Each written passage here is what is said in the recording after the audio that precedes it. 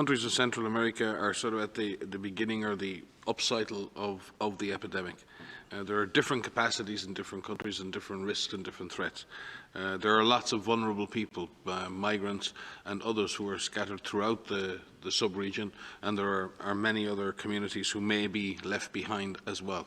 So Central America is dealing with the challenge, its own challenges. Certainly the small island nations of the Caribbean equally have different challenges. So each country has a different combination of economic challenge, social challenge, its vulnerable populations, its public health system, its healthcare system, and how all this is put together.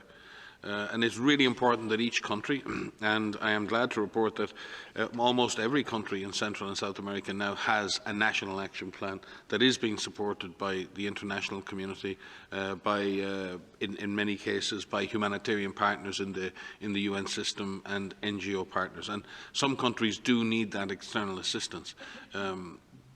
It's also important that countries in the Americas and Central America and the Caribbean and South America are coordinating amongst each other to align their strategies and to align their policies, so we don't see massive differentials in action and pushing people from one side to the other. We have people moving throughout the Americas, and we need to be sensitive to those who have least, and we need to be sensitive to those who are most vulnerable. But it is important that Central America, like all sub-regions, scales up its public health response, scales up its community engagement, scales up its healthcare preparedness, and has, as the Director General has said so many times, an all-of-government approach to this. This is serious.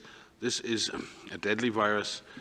People will get through it, countries will get through it, but we must build the architecture of public health, the architecture of our health system, if we're going to get out of an interminable cycle of economically punishing lockdowns and shutdowns. We must get back to be able to control this virus, live with this virus, develop the vaccines that we need to finally eradicate this virus. So, as I said, the message to Central America is very similar to that to the rest of the world.